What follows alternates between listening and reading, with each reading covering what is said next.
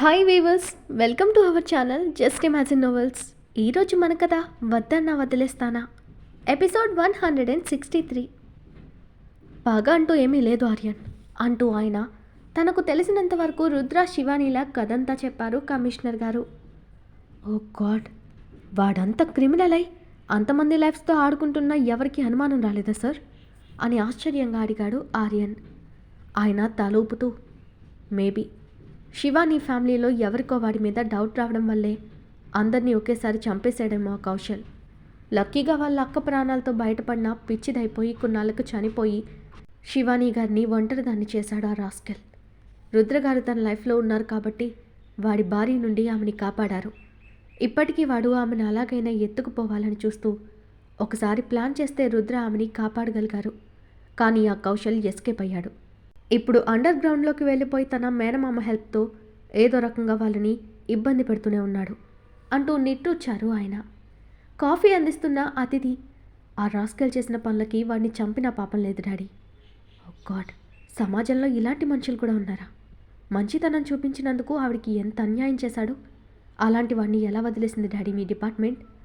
వాడు బయటుంటే ఇంకెంతమంది ప్రాణాలు తీసి ఎన్ని ఫ్యామిలీలని నాశనం చేస్తాడో ఎవరికి తెలుసు అని కోపంగా అన్నది అతిథి.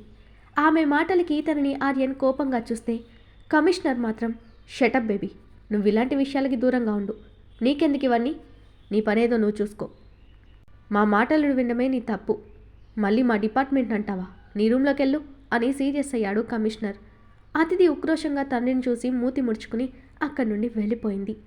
ఆమెకి తన తండ్రి బయట వ్యక్తి ముందు తనపై అరవడం నచ్చకపోయినా ఆయనకి ఎదురు చెప్పలేక సైలెంట్గా వెళ్ళిపోయింది అతిథి. కూతురి మాటలకు ఆయన ఆర్యన్తో, నువ్వేమీ అనుకోక ఆర్యన్, తనకింకా చిన్నతనం పోలేదు, అందుకే మనసులో అనిపించింది చెప్పేస్తుంది అంటూ సంజాయిషి ఇచ్చారు ఆయన. ఆర్యన్కి ఆమె తన డిపార్ట్మెంట్ని తక్కువ చేయడం నచ్చలేదు. కానీ తన పై ఆఫీసర్ డాక్టర్ అవ్వడంతో ఆమెనేమీ అనలేక పిడికిలి బిగించడం ఆయన చూపు దాటిపోలేదు. అందుకే ఆయనే ముందుగా కూతురు నడిచి పంపేశారు. ఇట్స్ ఓకే సార్, ఆ కౌశల్ కేసుకి సంబంధించిన ఫైల్ ఎక్కడుంది? నేను ఒకసారి స్టడీ చేస్తాను. వీలైతే ఆ కౌశల్ని పట్టుకుని వాడి ద్వారా గిరీష్ని బయటకు రప్పిద్దాం అన్నాడు ఆర్యన్. ఓకే ఆర్యన్, కానీ ఆ కౌశల్ చాలా సైకో అనుకుంటే వాడికంటే ఈ బసవ అనేవాడు ఇంకా దారుణంగా ఉన్నాడు. నేను విన్నదాన్ని బట్టి ఆ Basava womaniser and sexual forward అని తెలిసింది. గిరీష్ ఎవరినైనా టార్గెట్ చేస్తే ఫస్ట్ ఆ మనిషికి సంబంధించిన లేడీస్ని ఈ బసవ దారుణంగా రేప్ చేసి హింసించి చంపేస్తాడు. వాళ్ళు చేసిన పాపాలకి సంబంధించిన ఏ ప్రూఫ్ లేకుండా చేయడం వాళ్ళకి ఫస్ట్ నుండి అలవాటు. ఈ బసవే లేకపోతే గిరీష్ బలం సగానికి తగ్గిపోయినట్టే. అందుకే మన ఫస్ట్ టార్గెట్ బసవ. వాడు చేసిన పనులని బట్టి నీకు ఈ పాటికి అర్థమై ఉండాలి. కాబట్టి బీ కేర్ఫుల్. ఆ ఫైల్ నా దగ్గరే ఉంది, తెస్తానుండు అంటూ ఇంట్లోకి తన ఆఫీస్ రూమ్కి వెళ్ళిన ఆయన ఫైల్ తెచ్చి ఆర్యన్కి అందించారు. ఓకే సార్, ఇక నేను బయలుదేరుతాను అని సెల్యూట్ చేసి బయటకు వచ్చిన ఆర్యన్కి గార్డెన్లో నిలబడి ఫోన్ మాట్లాడుతున్న అతిథి కనబడింది. ఆమె దేనికో టెన్షన్ పడడం, రిక్వెస్ట్ చేయడం గమనించిన ఆర్యన్ కనుబొమ్మలు ముడిచి కార్ ఎక్కడం ఆపి ఆమె దగ్గరకు అడుగులు వేశారు. ప్లీజ్, నా దగ్గర అంత మనీ లేదు, మా డాడీకి తెలిస్తే చంపేస్తారు. ప్లీజ్ ప్లీజ్ నాకు కొన్ని రోజులు టైం ఇవ్వండి అని చిన్నగా ప్రతిమాలుతూ ఏడుస్తున్న అతిథి తన వెనక ఎవరిదో నీడ కనపడగానే టక్కున ఫోన్ కట్ చేసి భయంగా వెనక్కి తిరిగి చూసింది. ఆర్యన్ తననే సూటిగా చూస్తుండడంతో గుటకలు మింగుతూ ఏం కావాలండి అని తడబడుతూ అడిగిన అతిథికి అతను తన మాటలు వినేశాడేమో అని భయంతో ఒళ్ళంతా చెమటలు పడుతుంటే తెలియకుండానే కాళ్ళు షివరవుతున్నాయి. ఆర్యన్ రెండు చేతులు పాకెట్లో పెట్టుకుని ఆమెనే సూటిగా చూస్తూ, ఏం లేదు మిస్ అతిథి, ఇందాక నాకు ఇచ్చిన కాఫీలో షుగర్ వేయకుండా తెచ్చావు కదా, నాకు కాఫీ టీల్లో షుగర్ వేసుకోవడం అలవాటు లేదని నీకెలా తెలుసు అని అడుగుదామనొచ్చాను అని కూల్గా అన్నాడు. అతను తన మాటలు వినలేదని అతిథి రిలాక్స్ అవుతూ అమ్మయ్య అనుకుని వచ్చి రాని నవ్వు నవ్వుతూ, అయ్యో మీకు షుగర్లెస్ ఇచ్చేసానా? సారీ సార్, యాక్చువల్గా మా డాడీ డయాబెటీస్ ఉంది, సో ఆయనకి షుగర్లెస్ కాఫీ ఇస్తాం. పొరపాటున కప్ మీకు ఇచ్చేసానేమో. మీరెందుకు షుగర్ వేసుకోరు? మీరు కూడా మా డాడీలా డయాబెటీస్ ఉందా అని అమాయకంగా అడిగింది అతిథి. ఆర్యన్ సీరియస్గా చూడటంతో, ఓ మీకు షుగర్ లేదా, హెల్త్ డైట్నా, గుడ్ హ్యాబిట్ సార్ అని పళ్ళు కనపడేలా నవ్వింది అతిథి. మిస్ అతిథి, ఒకసారి మీ ఫోన్ ఇస్తారా, ఒక కాల్ మాట్లాడాలి అని అతిథి చేతిలో నలిగిపోతున్న ఆమె ఫోన్ని ఆమె ఇవ్వకుండా తీసుకుని తన నెంబర్కి డయల్ చేసుకుని కట్ చేస్తూ, కాల్ కనెక్ట్ అవ్వలేదనుకుంటా, తీసుకోండి అంటూ ఫోన్ ఆమెకి తిరిగిచ్చేసి ఎలా వచ్చాడో అలాగే వెళ్ళిపోయాడు ఆర్యన్. అతిథికి అతను ఫోన్ తీసుకోగానే గుండె ఆగినంత పనైంది. కానీ అతన్ని ఆపలేదు. అలాగని చూస్తూ ఉండలేక ఆ ఒక్క క్షణంలో టెన్షన్తో బీపీ పెంచుకుని లైఫ్ అండ్ డెత్లా ఫీల్ అయిందనే చెప్పాలి. ఆర్యన్ ఫోన్ ఇవ్వగానే దాన్ని స్విచ్ ఆఫ్ చేసి గబగబా తన రూమ్కి వెళ్ళింది ఆమె. తన సేఫ్లో దాచిన లిక్విడ్ క్యాష్ అండ్ జ్యువెలరీ తీసి వాటిని ఒక క్షణం బాధగా చూసి ఒక బ్యాగ్లో పెట్టి తిరిగి సేఫ్లో పెట్టేస్తూ బెడ్ మీద కూలపడి తల పట్టుకున్న అదితి. దేవుడా, వాళ్ళు అడిగిన అమౌంట్ నా దగ్గర లేదు. డాడీని అడగాలంటే రీజన్ చెప్పాలి. ఏమని చెప్పి డబ్బు అడగను అని ఆలోచిస్తూ టెన్షన్ పడింది అదితి. ఊరిలో గొడవ వల్ల ఆ రోజంతా కాస్త గజిబిజిగా గడిచిన కళ్యాణ్ వాళ్ళు మరుసటి రోజుకి కొంచెం స్థిమితపడ్డారు.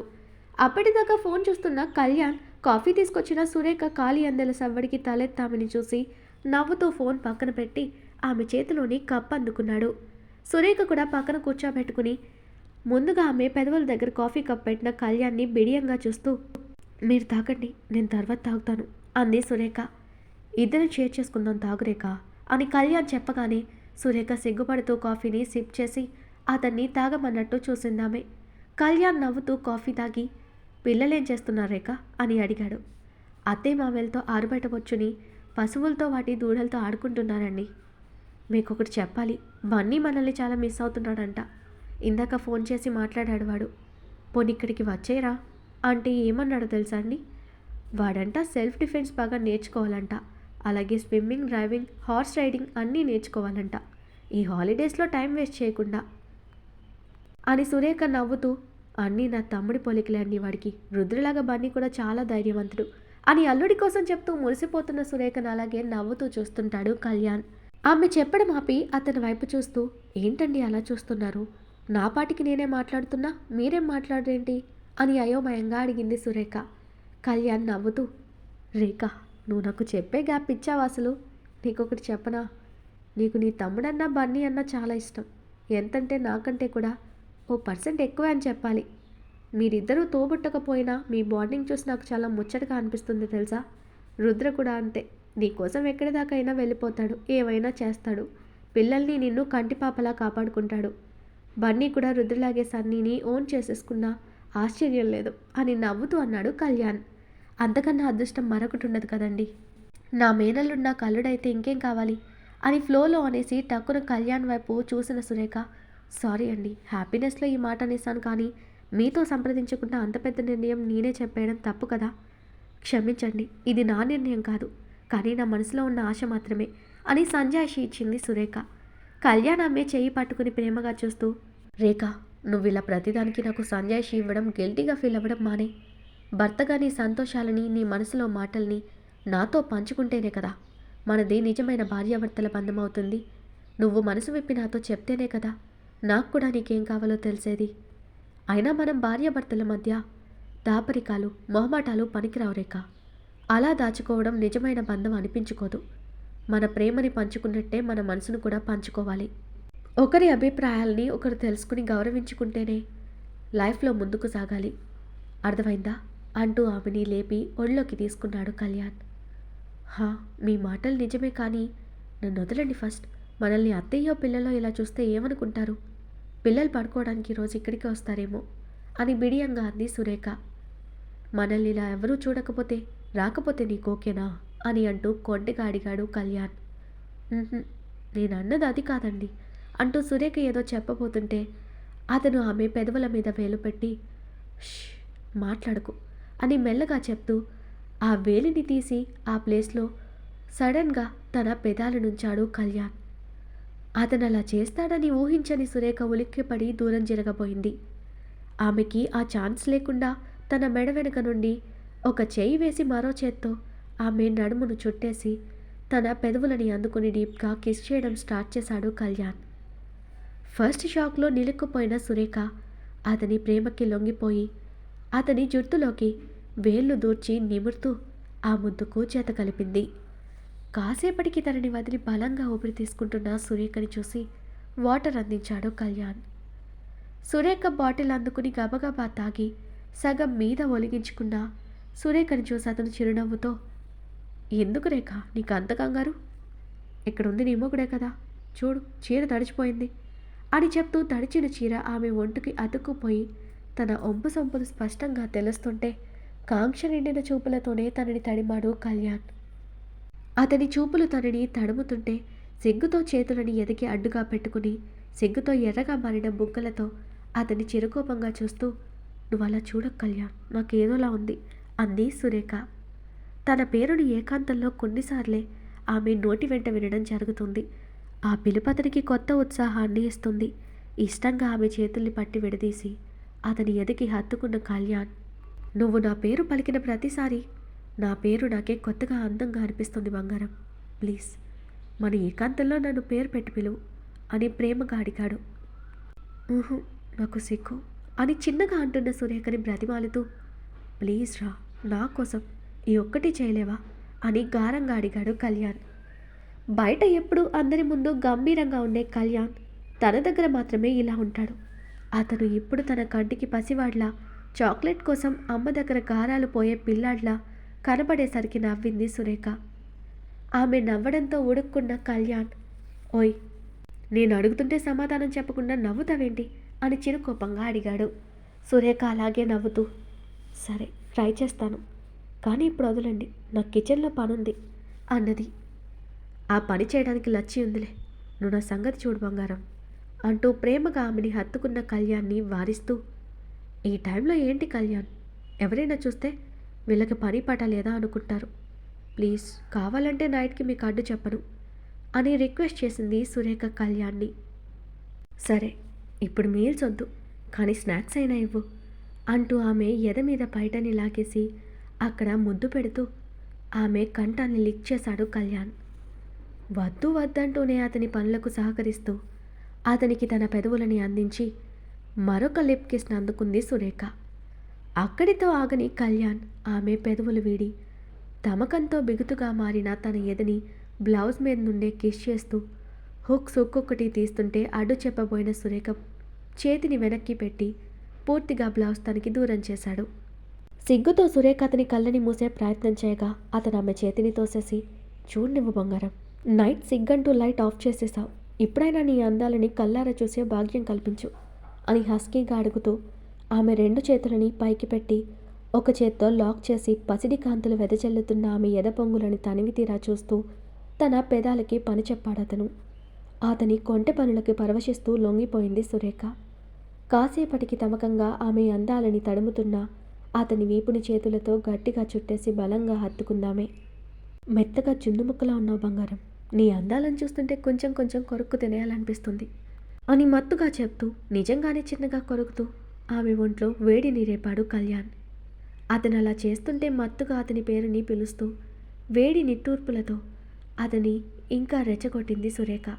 అతను ఇంకాస్త కిందకు జారి ఆమె నడుము 2 వైపులా పట్టి తన బెల్లి మీద పెదవులు నిలిపాడు. మెత్తగా పంటితో స్కిన్ పట్టి లాగుతూ కిస్ చేస్తూ బొడ్డులో నాలుకను పెట్టి లీక్ చేస్తూ ఆమెను ఉక్కిరి బిక్కిరి చేశాడు. ఆమె నడుము వంపుని చిన్నగా కొరికి తలెత్తి చూసిన అతనికి ఆమె కళ్ళు అరమెడల్పుగా మునిపంటి కింద తన పెదవిని బిగించి ఉన్న ఆమె అతన్ని మరింత రెచ్చగొట్టింది. అతను లేట్ చేయకుండా పైకి ఎగబాకి ఆమె పెదాల్ని మరోసారి అందుకుని గాఢంగా ముద్దు పెడుతూ ఆమె తనువంతా తమకంగా తడుముతో తన ఒంటి మీద పెదవులకి పంటిగాట్లని బహుమతిగా ఇచ్చి ఎప్పటికో దూరం జరిగాడు కళ్యాణ్. తాను ఇక్కడే ఇంకాసేపు ఉంటే మళ్ళీ అతను ఏం చేస్తాడో అని టక్కున బట్టలు సరిచేసుకుని ఆ రూమ్ నుండి వచ్చేసింది సురేఖ. పిల్లలు ఆడి ఆడి అలసిపోయి ఎండగా ఉందని వాళ్ళ రూమ్లో కూర్చోబెట్టి కథలు చెప్తున్నారు హరిగారు. సువర్ణ లచ్చి వంటలు మొదలుపెట్టారు. సురేఖ వస్తూనే, "అత్తయ్య, నేను చేస్తాను, మీరు రెస్ట్ తీసుకోండి" అంటూ ఆవిడ్ని పంపించి లచ్చితో కలిసి వంట చేస్తుండగా తన అనుభవంతో సురేఖ కళ్యాణ్లు కలిసిపోయి ఒక్కటయ్యారా లేదా అని స్కాన్ చేసింది లచ్చి. కళ్యాణ్ పెట్టిన పెదవి పైన పంటిఘాటుని సురేఖ దాచలేకపోయింది. ఆమె మెడ మీద ముందు రోజే కాకుండా తాజాగా కూడా కళ్యాణ్ పెట్టిన హెకీస్ తాలూకా గాయం కూడా కనపడి లచ్చి ఆనందపడిపోతూ, "మూలిక పనిచేసింది, ఈ విషయం అమ్మగారికి చెప్పాలి" అని ఉత్సాహపడిపోయింది లచ్చి. వంటంతా అవ్వగానే, "అమ్మా, అవన్నీ నేను డైనింగ్ టేబుల్ మీద పెడతాను, మీరు అందరినీ భోజనానికి పిలవండి" అంటూ సురేఖని పంపించి అన్నీ తెచ్చి డైనింగ్ టేబుల్ మీద సర్దుతుంది లచ్చి. సురేఖ మొదట పెద్దవాళ్ళని పిల్లల్ని భోజనాలకు పిలిచి తర్వాత కళ్యాణ్ని పిలవడానికి వెళ్ళింది. సువర్ణ రాగానే లచ్చి ఆమె చెవిలో తను కనిపెట్టిన విషయం చెప్పగానే ఆవిడ విప్పారిన మొహంతో ఆనందంగా నిజమేనా అని గుసగుసగా అడిగింది. నేను నిన్ననే చెప్పాను కదమ్మా, మీరా సుబ్బరాజు గోలలో పడి వదిలేశారు. కానీ ఇందాక నేను కోడలమ్మ మెడ మీద పెదవి మీద అబ్బాయి గారు చేసిన తీపి గాయాలు చూశానమ్మా అని సంబరంగా చిన్నగా చెప్పింది లచ్చి. పోనీలేవే, నా ఆశ తీరింది, నీ సాయం మర్చిపోలేనే అని కృతజ్ఞతగా చెప్పింది సువర్ణ. ఊరుకోండమ్మా, మీరు పెద్దయ్య గారే లేకపోతే నేను నా మామ ఇంత సంతోషంగా ఉండేవాళ్ళమా? ఏదో ఉడత భక్తిగా నాకు చేతనైన సాయం చేశానంతే అంది లచ్చి.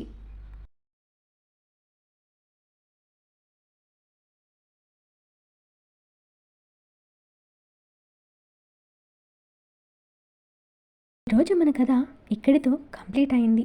ఈ స్టోరీ మీకు నచ్చినట్టయితే ప్లీజ్ స్టోరీని లైక్ చేసి కామెంట్ రూపంలో మీ అభిప్రాయాన్ని తెలియచేయండి. అలాగే ఛానల్ని సబ్స్క్రైబ్ చేసుకుని షేర్ చేసి మాకు సపోర్ట్ చేయండి. నెక్స్ట్ అప్డేట్తో మళ్ళీ కలుద్దాం. అంతవరకు బాయ్.